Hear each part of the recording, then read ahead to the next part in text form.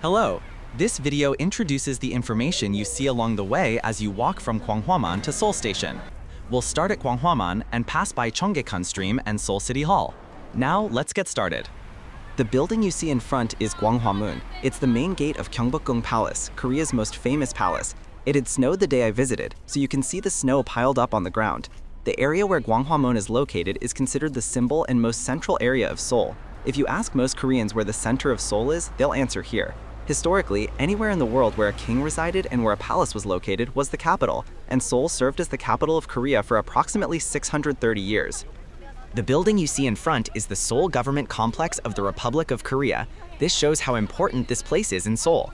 Both buildings are government buildings. The Cheonggyecheon, the presidential office, is also located nearby, and the National Assembly building used to be located here. There was a time when all power was truly concentrated here. If you look to the left, you'll see a building with a large display on the wall. That building is the National Museum of Korean Contemporary History. It houses materials on Korea's modern and contemporary history. During the Joseon dynasty, it was the site of the Uijongbu, the highest state council. The building visible to the right of the museum is the U.S. Embassy in Korea. Many embassies of various countries are located around Gwanghwamun. Perhaps the most significant reason is the location of the president's office here. To the right, you can see a construction site fence. This plaza has been constantly evolving since its opening in 2009. In the future, a pillar of light commemorating the 22 countries that fought in the Korean War will be installed there. The statue in front is of King Sejong the Great. He is considered the greatest king by Koreans. He created Hangeul, the writing system currently used in Korea. Hangeul is considered the most scientific and systematic writing system in the international linguistic community. It can express every pronunciation in the world and was designed to be easy to learn. That building is the headquarters of KT, a Korean telecommunications company. It was formerly a state-owned enterprise but is now privatized. You can see a giant display installed on the wall of the building. With the recent relaxation of regulations on outdoor advertising, you can see these displays installed on many buildings. The building across from it is the Sejong Center for the Performing Arts. It's used as a multi-purpose performance venue for orchestras, ballets, musicals, and plays. At the time of its completion in 1978, it was Korea's largest performance hall. The pipe organ there was also said to be the largest in Asia at the time of its completion. You can see a downward slope ahead. That's the entrance to Gwanghwamun subway station. You can also see a display attached to the wall along the downhill slope. I go back up to the square via the stairs on the right.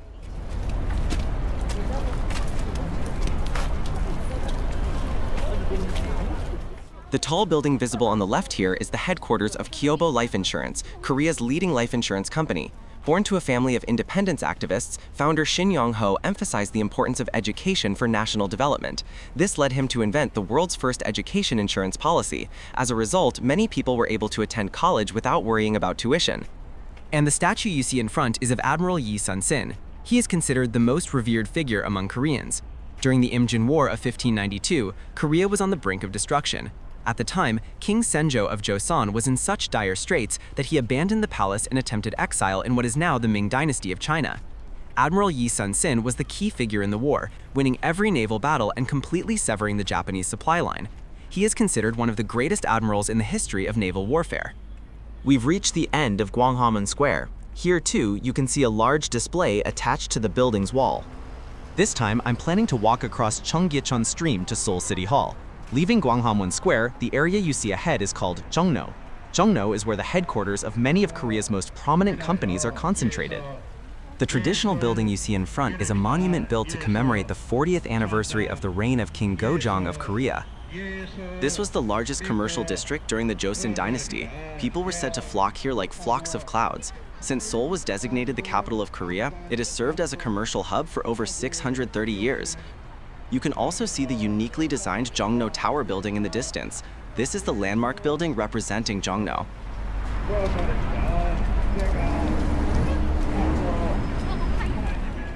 The old building visible in the foreground is the former headquarters of the Dong-ah Ilbo, a renowned Korean newspaper. It is currently designated as a Seoul Tangible Cultural Heritage and serves as an art museum and newspaper museum. The Dong-ah Ilbo, founded during the Japanese colonial period, faced repeated press suppression due to protests against the Japanese government. This is because it consistently highlighted the injustices suffered by Koreans under Japanese rule. Next to the old headquarters stands the Dong-ah Ilbo Jongno headquarters, a high-rise building. The tall building you see in the distance is the Chosun Ilbo headquarters. It's also home to one of Korea's most famous newspapers. This is Cheonggyecheon Square. This is the starting point of Cheonggyecheon, a major tourist attraction in Seoul. The conch tower you see in front is a work of art by a famous pop artist. It was built to commemorate the restoration of Cheonggyecheon, previously buried beneath a highway back into a stream. This area used to be a road exclusively for cars, and it felt suffocating. The stream now flows again, and a vibrant ecosystem of fish, birds, and other life forms has emerged within the city. The conch tower seems to embody this natural phenomenon. You can see an artificial waterfall flowing through the city. This is the starting point of Cheonggyecheon Stream. Once upon a time, it was a natural stream that only flowed on rainy days, but after restoration, it was transformed into an artificial stream. Water from the Han River in Seoul is pumped up and released here. You can see the river sinking beneath the road. During summer, Korea's rainy climate causes the riverside trail to close and fill with water, causing the steps leading down to disappear. I now leave Cheonggyecheon Square and walk towards Seoul City Hall.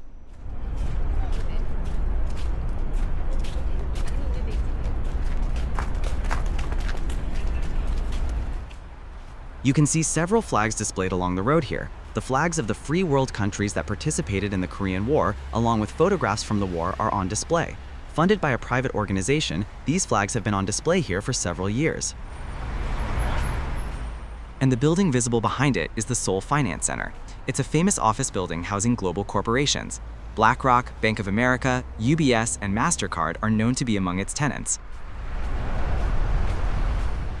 The white building you see across the street is the Seoul Metropolitan Council. In the past, this building housed the National Assembly of the Republic of Korea. During the Japanese colonial period, the Japanese Government General of Korea built it as a multi-purpose theater. This building is famous for being the site of the last uprising against Japan. During the Pacific War, the Japanese government, facing a shortage of soldiers, forcibly conscripted not only Japanese, but also Koreans into the war effort. In protest, 3 Koreans threw a bomb. The building you see in front is Seoul City Hall.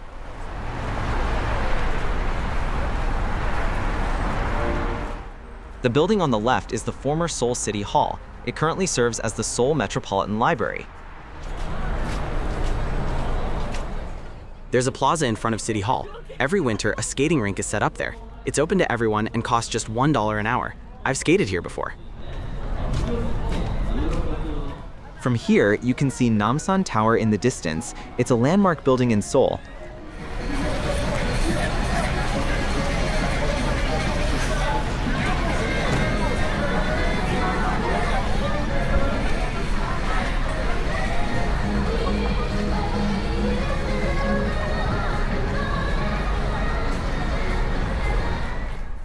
I left the rink. This time, I'm walking to Seoul Station.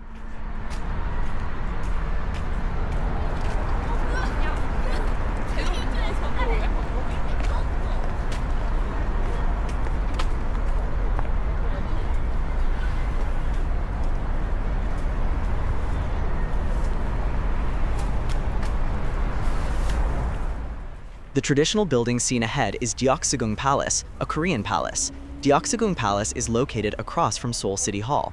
It is the last of the 5 grand palaces in Seoul. It was the center of power for the Joseon dynasty until its final days before it was colonized by Japan. Looking back, you'll see a road next to the palace. That's the Stone Wall Road, famous for its beauty in Seoul. Couples often walk along this road on dates. During weekday lunch hours, you can also see office workers strolling along it.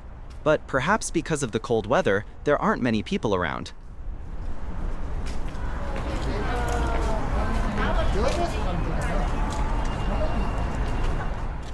On the left is Seoul City Hall subway station.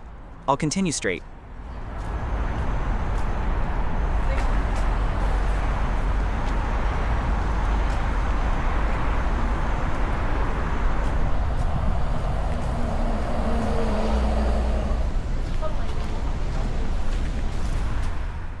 There are many high-rise buildings here too. The building on the left you see now is the former Samsung headquarters. It's the former headquarters that served as the control tower for all of Samsung Group's business units. Samsung Electronics is well known worldwide for its mobile phones, TVs, and semiconductors.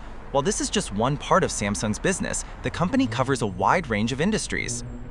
According to official South Korean government data, Samsung Group accounts for 15% of South Korea's total GDP, demonstrating the company's significant influence in Korea.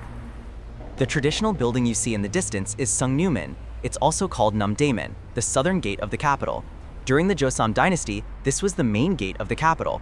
Of the 4 capital city gates, east, west, south, and north, this south gate was the most crowded. This is because the southern region of Korea was a fertile agricultural region. Many products from the southern region entered through the south gate.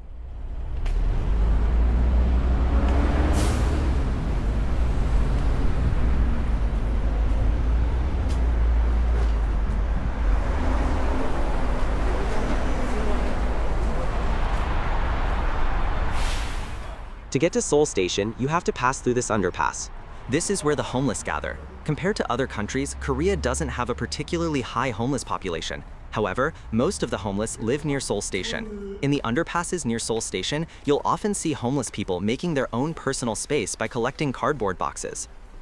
The reason homeless people flock to Seoul Station in particular is because volunteers run a free meal center. Most people here are forced into this situation. Perhaps it's because of Korea's effective homeless policies, but the number is gradually decreasing.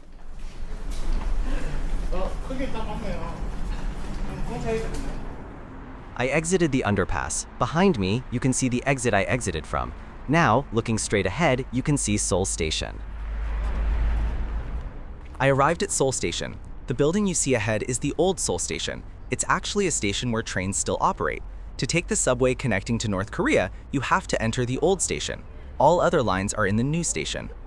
The statue in front is of independence activist Kang Woo-gyu. During the Japanese colonial period, there was an incident where a bomb was thrown at the governor general. During the colonial period, Koreans maintained their identity and fiercely resisted Japan. It looks like a lot of people are gathered for a gathering. Judging by the Bible-related discussions, it seems like a religious gathering. This is the new Seoul Station building. Built in 2004, it was converted to a privately funded station with the opening of the KTX high-speed rail line. Most new train stations in Korea are built on the condition that private companies allow commercial facilities to move in. As a result, most of these buildings combine a train station with a shopping mall. Seoul Station is the central train station in Seoul, but it doesn't have the highest passenger volume. This is because passengers are distributed to other stations. As you can see on the map, there are 4 major stations in Seoul. Because these stations are close to residential areas, passengers are dispersed.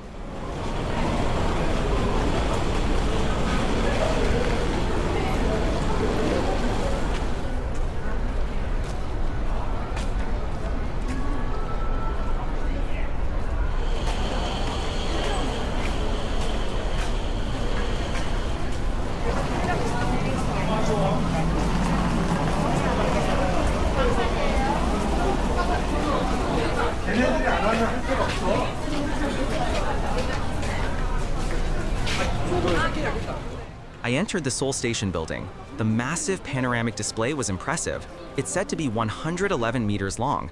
I heard it was recently installed. It seems like these large displays are becoming more and more prevalent throughout the city. Entering the building, you'll notice it's much more crowded than it appears from the outside. The average daily train ridership is said to be around 100,000.